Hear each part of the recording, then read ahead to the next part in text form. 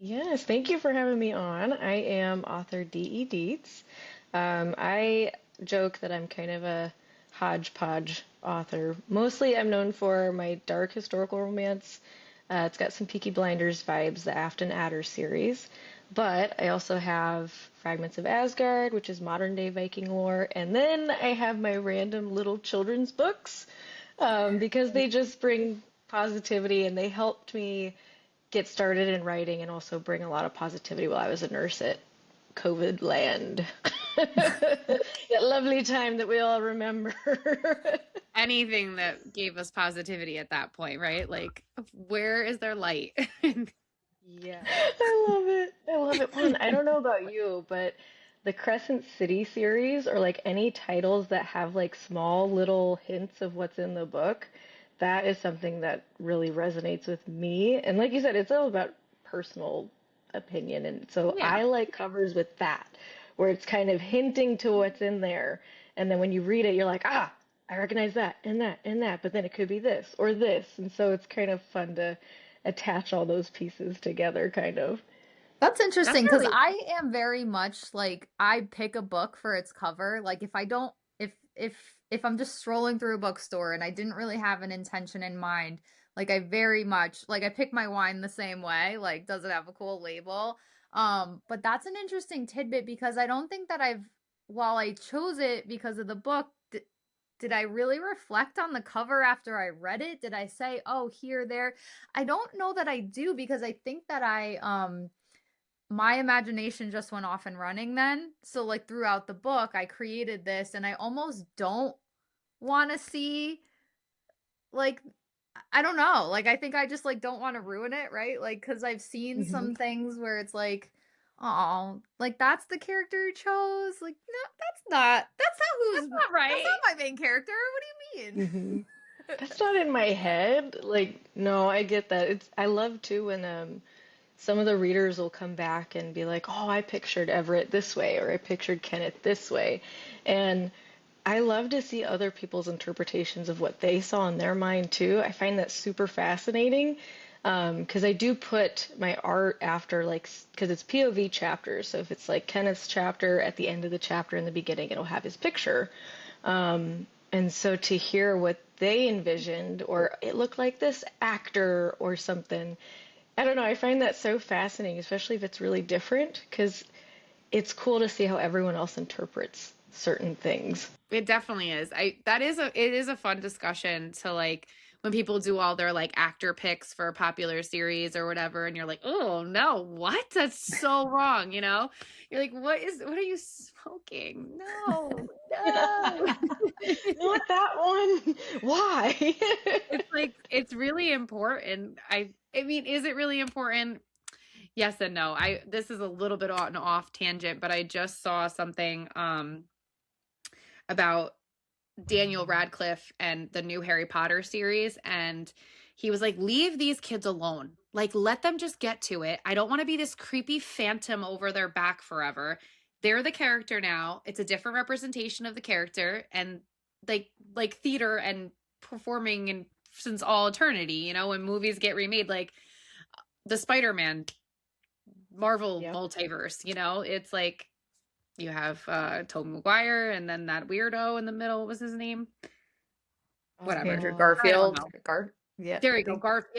Garfield and then the new Tom Holland. But whatever, they're so different, but they're mhm. all Spider-Man.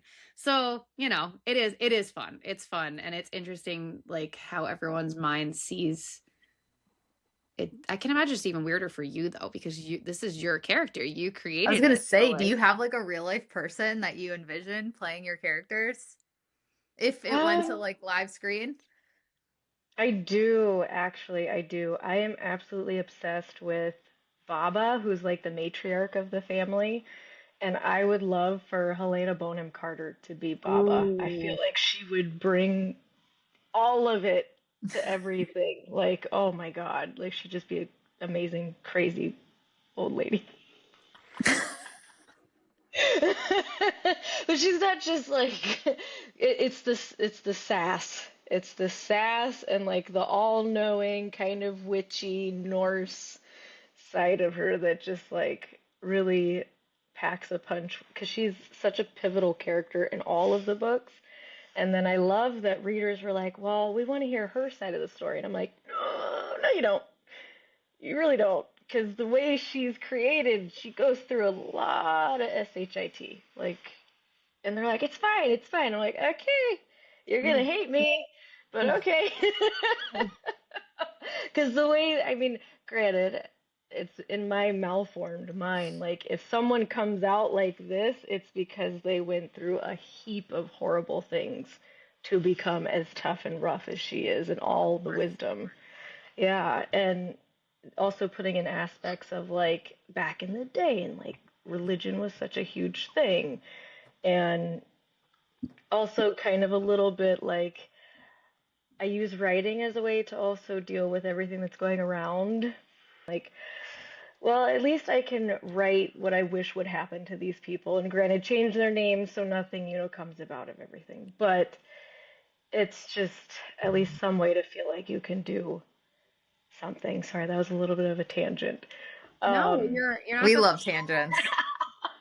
you're not the first author to say that. We interviewed this woman, Ava Morgan. She wrote Bane Witch and bunch of other stuff. And in that book in particular, it's like very similar in that the men are very, well, not all the men, there's good men in the book, but like the villain of the story is pretty bad. Like it's bad. It's bad. It's about really heavy subject matter, and it's sort of was therapeutic for her. She said it's what I wish would happen. Like I wish that women got a chance to make this happen. So I imagine that's therapeutic in some way, because you can't change the evil and the heaviness and the darkness of the world, and it is very hard to like even think about it. Like I don't even like to think about it. yes. And it was interesting too because there was one review that I had gotten, and granted, I don't go on Goodreads anymore.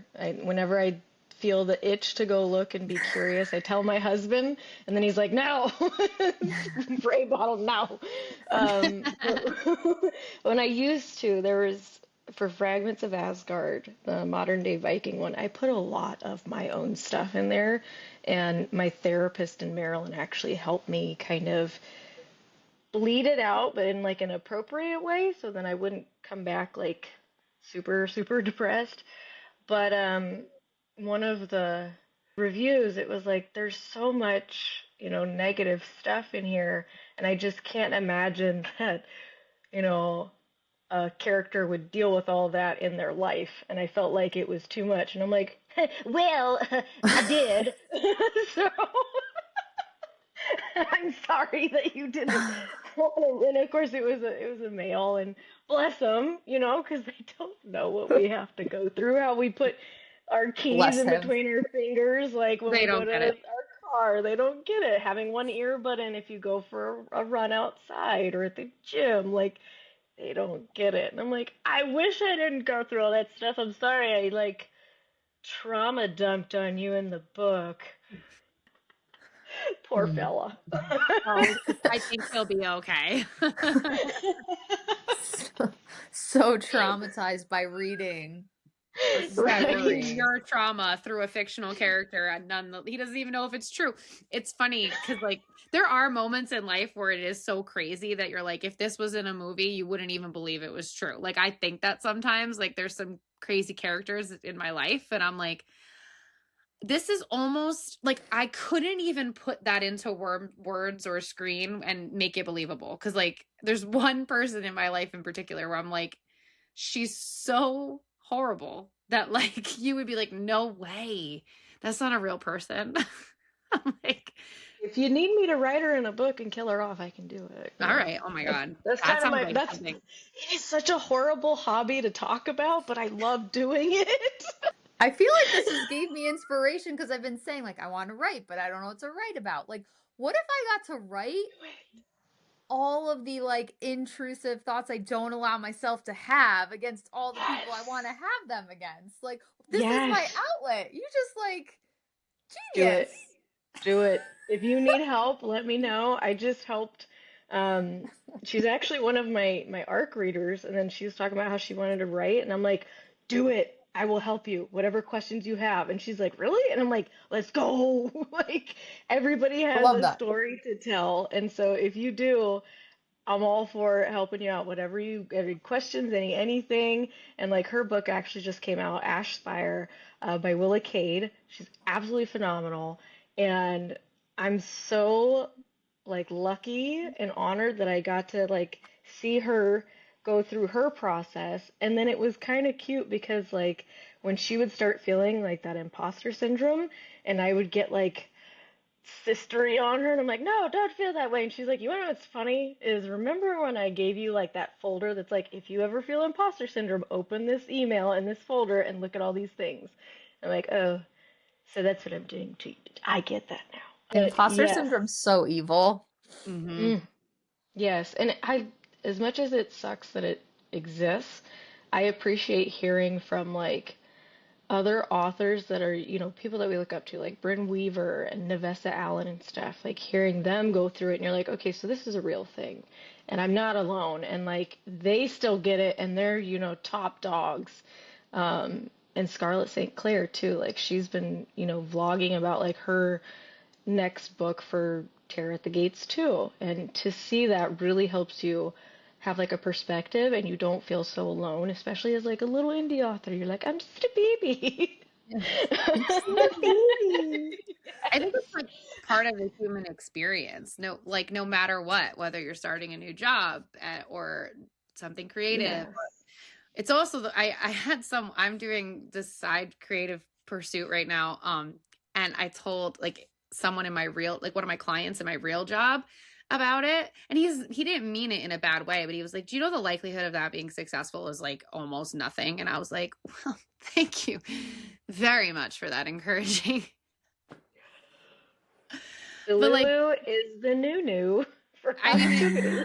nobody that accomplishes anything great Hmm. listens to that voice. You can't. Exactly. Yeah. And you just keep going. Like, not to sound like a dork, but in our martial arts, they talk about fall down 7 times, get back up 8.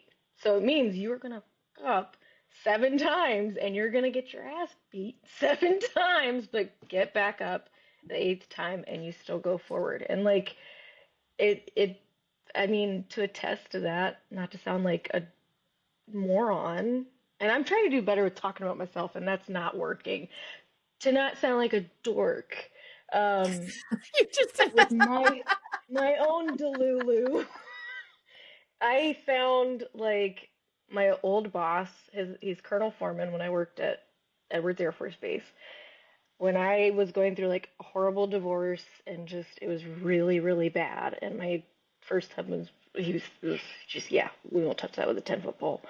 Um, but I wasn't the same person I am now because of this one phrase from Colonel Foreman, and he was like, "Can it eat you?"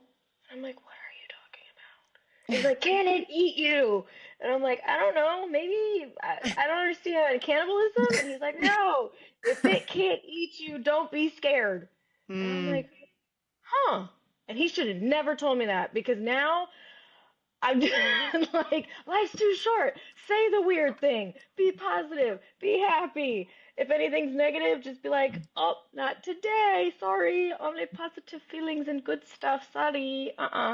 really great advice. Stephanie, I ironically, like, I don't know, 3, 4 days ago had almost this exact conversation about like what I got out of my current sales job. I mean, I got a lot of things, but what I mostly got was this like, I'm not afraid anymore to ask for anything from anyone because you have everything to gain and literally nothing to lose. Because what do I lose? I'm exactly where I started. So, like, who cares? Like, Exactly. it doesn't matter. And that is such an unlock. It is such a cool feeling to finally crest that like hill. I mean, there's a million other ones to come climb up, but like it's cool to get past that one to just feel confident and be like, why not? Why not me? Why well, just do it? Like Hmm. It you gives should. you such a freeing feeling too, because you're just like, you know what? Screw it. Like, obviously, never be like too much where you message them like the same day 17 times or something, right? But it's Well, sending nobody off ever that wants one little.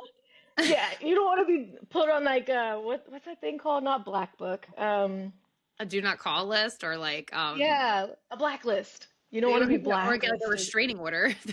That, yeah, but obviously you got to be like really, really like doing some extracurricular like stuff for that. But That like should be on a me, bucket list for me. Can I get blacklisted by like I don't know if you can.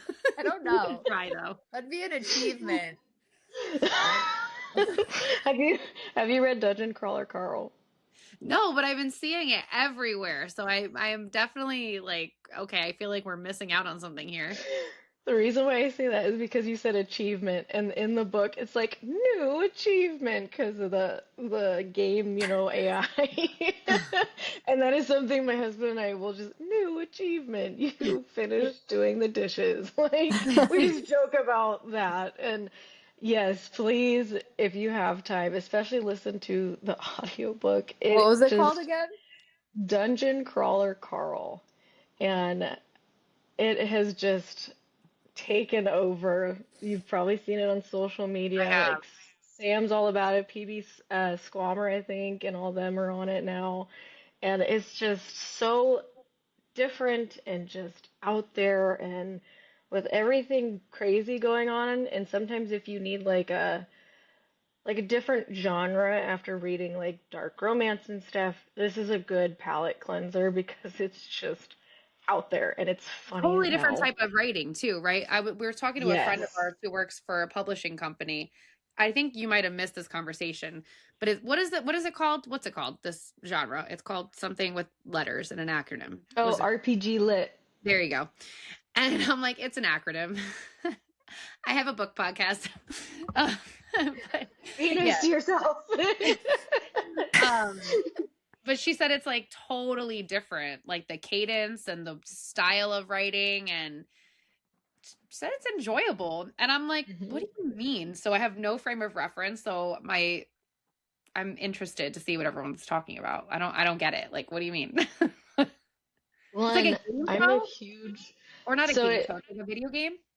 so it's like the apocalypse game show where these aliens have made a apocalyptic like just live streamed game show where they have to go into different layers of the dungeon and just anything you could think of imagination on LSD and acid it is it's in there Okay. like from the llamas to the velociraptors to the talking cat to like some of the achievements it's not ruining anything where it's like the even more dork. So offline, I do a lot of board game.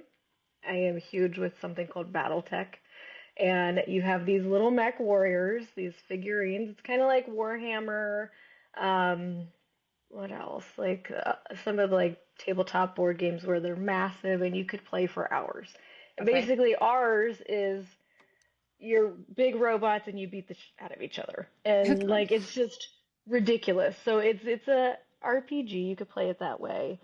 And so for my little nerd heart to see this and listen to it and read it, it's just awesome because they do a phenomenal job. And the fact that it's blown up and like nerds are more cool now. We're back in our time in school. Like if you were a nerd, no way. Like you were not cool. And so now that nerds are kind of cool, it's like, yes, this is It's a so awesome. compliment now.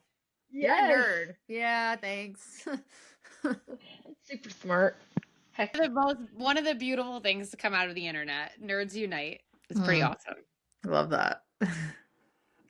So one thing that I wanted to circle back to, because we just did a book it's a local book event, and one of the questions we asked the authors there on that panel, we kind of already naturally ended up in this area. So it sounds like, yes, you have given thought to putting your books on screen, and you have talked about that.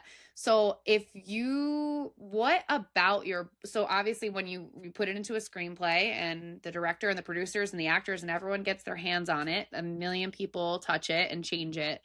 What would be the most important thing that stays true and needs to translate for you from your book onto screen? masochist, but the trauma has to be the same because that part is super important. All of the characters have specific traumas, and then that's why they all trauma bond together and they evolve with one another and help each other out with trying to deal with their own inner demons. So the base of the trauma has to be the same, even if some of it is horrendous, because I want that representation in there. Like in book two, Tilly is a cutter, and so I'd want it to stay true to that versus like having some other ailment, because a lot of it is uncomfortable for some people. Everett, he's a prisoner of war.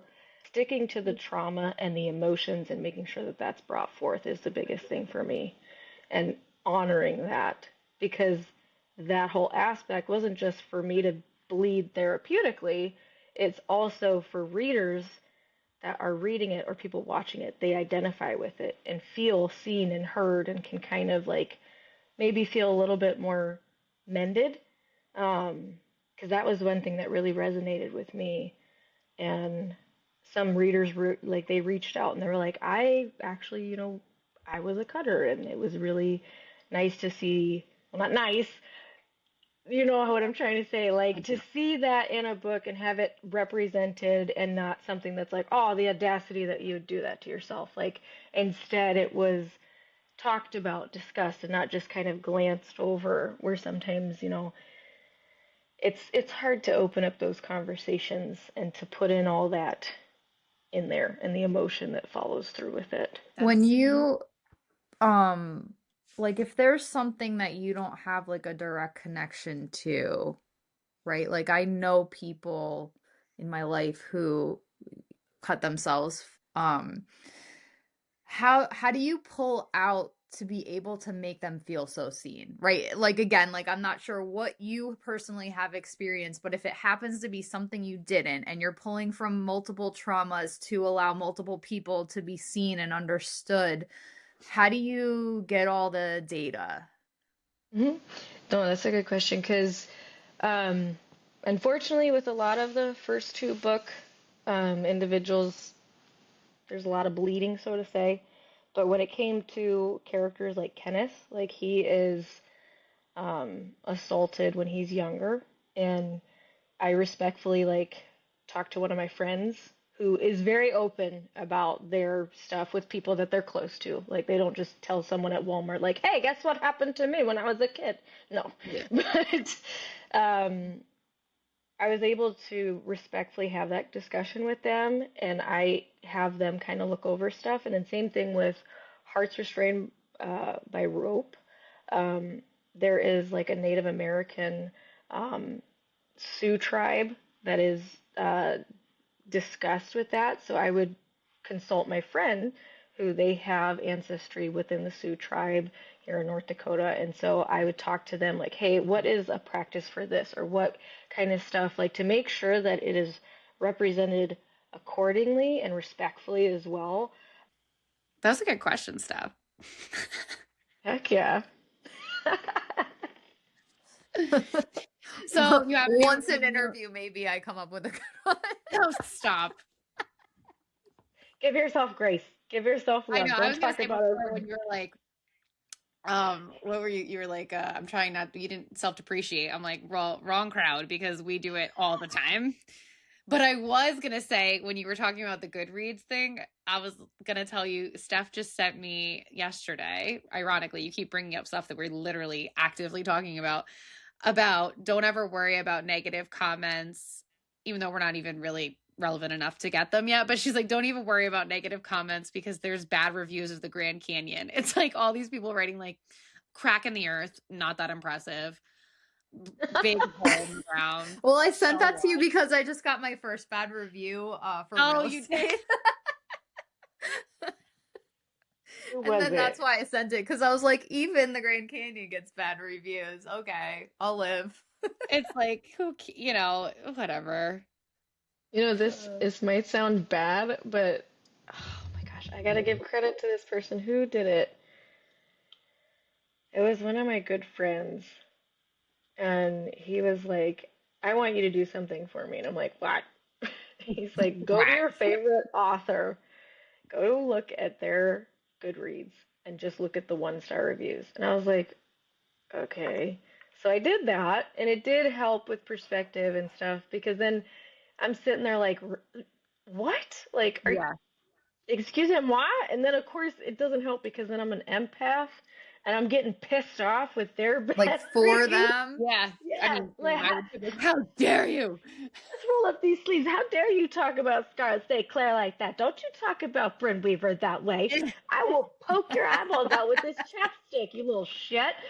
Like, Hold but on, I'm pulling it it up. I want people Oh, here to we go. know. Not into rocks, really. 1 star. Too big. 1 star. It's really just a big crack in the ground. Not impressed. Wouldn't call it grand. 1 star. Like, The Grand Canyon. Like, are you serious? I don't even want to exist. This is mean, but I don't even want to exist on the same planet as these people. So why do I care what they think? that's yeah. such an And interesting exercise, though, to go to your favorite author or to go to somebody who, like, you can't imagine somebody saying a bad thing about And and someone will seeing. have something bad to say. yep. So speaking of, are you an author full time now? Are you still working? Are you like, where are you? Is this what you do now? What's the story? No, I'm a broke author. So I actually am doing uh, 3 PRN jobs because we found that that is actually better with the schedule. So I do 2 nursing jobs and then I do a remote job so I can do it anywhere. And that's actually helping a lot to make the schedule, especially to fly back and help out my family member. So that's been a blessing. So I do work a full-time schedule, but just with 3 part-time jobs. And then I write on the weekend, or for some weird reason, my brain at in between 1 a.m. and 3 a.m. it's like, hey, guess what? I thought of this. You should wake up and you should write this down. Seems about right. The witching and hour. yes. And so no, not full time. Maybe one day that'd be fabulous. Crossing fingers and tootsie toesies. Um, Oh, So good. How, yes. speaking of like, how did you like the Peaky Blinders movie? I'm sorry, Steph, I have to ask. Oh, I And you don't have to cried. worry about spoilers. Steph doesn't care about spoilers, so I Okay. like spoilers. weirdo. The so it made sense what Knight had made for the story. It made sense. Did I wish it went another way? Yes, but it made sense and it had more of like a, oh, a dagger to the heart, all those feelings that just erupted from watching it. I wish it went a different way, but I understand the way that he did it and it was pretty masterful. It's just like, damn it. If only Yeah, it it was, was. happy It wasn't ending. like the Peaky Blinders vibe. I felt that, and everyone, I mean, it was intentional though. And Mhm. you can't really bring like a TV series to one film. Like you can't put a whole season of storyline and like, so it's going to feel a little different. It's going to feel a little sparse. I didn't really understand. I was actually really pissed at first about the recast of Duke to Barry Keoghan. Not because I don't like him, because I was like, no, I am very visual. So I'm like, that is not what Duke looks like. You showed me what he looks like in season 6. This is not Duke. I'm pissed. But he was phenomenal. I think Mhm. he was really good. I know Cillian Murphy asked him directly to be in it. But I was the only one in the theater sobbing hysterically. It was it was hard to see him because after it's almost like Game of Thrones. I don't know about you, but Game of Thrones, after seeing Joffrey as Joffrey, that's all you see that poor guy as because he did such a great job. You hate his guts. And then for him, all I think about, I don't know if you've seen it. I think the movie is called Salt, Ugh, or it's like wait, is it the one with him and and Colin Frankenstein Farrell? guy. Colin Farrell? No, it's him and the guy that Nicole plays Kidman? No? Oh, we're thinking of two different no movies. So this one, it's got the chick that was from Gone Girl. She's the mother. And then the guy that plays Frankenstein, and he's in Wuthering Heights. I can't think of his name, poor guy, because he's like huge now. And he was in Euphoria. And who else? There's a lot of bigwigs in it. And I think it's called, it's maybe it's just Salt, or it's Salt Bath, or Salt Water, or something. Is it the one where he's Saltburn. kind of special needs? Mm-mm. So it's called No? Okay. Saltburn. Swinging and a Oh. miss. Oh, Have you seen it? Yeah. You I saw just it. keep yeah, it's not. I It's not I for me. it yeah, when like my friend was like, "You got to watch this movie." And I'm like, "Okay, what's it about?" I hope it's not a scary movie because I don't do good with scary movies. I'm a total pussy. And he's Me like, "No, too. it's not scary. It's just it's interesting." And Disturbing. yeah, and I watched it and I was like, "The bathtub scene." He's like, "I know, isn't that nuts?" And I was like, "That's disgusting. Oh my I God, don't can't ruin it for me. unsee that. I want to I need to scrub watch my it now. brain." Oh my God, that's all I see now when I see Salt? that guy. Saltburn. Saltburn. I see it Saltburn. now. Jacob Elordi. We just saw Yes. Wuthering Heights. Was it good? Mm. So-so? Did you read Wuthering Heights? A long time ago. So my brain's like, I remember bits and parts and pieces Then you'll then I don't know. It's a creative spin on Wuthering on Heights. it. It's some of it's Okay. I personally like it. I'm one of those people that just wants it the way like I get hung up on it being the way it needs to be. So it was cool. It was definitely a cool movie. It just maybe call it Yeah. Tithering Heights instead of Wuthering Heights. I don't know because it's just not Wuthering Heights. Fake Wuthering Heights. It's just not. They were I love how phenomenal. The they. actors were phenomenal. It was visually really cool. Like I mean, as a movie, it was a great film. But yeah. Speaking of bad reviews, though, just to like go back to Barry Keoghan, so he is a little. People say he's funny looking, and I'm huge Cillian Murphy fan, huge Peaky Blinder fan. I've been talking about it for weeks, but I've been watching all these interviews, and poor guy, 33 years old, such a successful career. He is not leaving his house right now because he is being so ridiculed about his looks and his eyes, and he's got a 3-year-old son, and he's like, I don't want my son to grow up and see these comments, and he's like having a mental issue with like leaving the house. Oh. And I'm What's like, his name? Barry Keoghan. It's Keoghan. He popped right up. First thing. Popped right Yeah. up. That's so messed up. Yeah, and I'm like, see, and then so to your point before, like, he's phenomenal. He's a phenomenal actor. I mean, so talented. And I read something that said like I think he was like in the foster care system in Ireland. Like his mom died when he was a kid.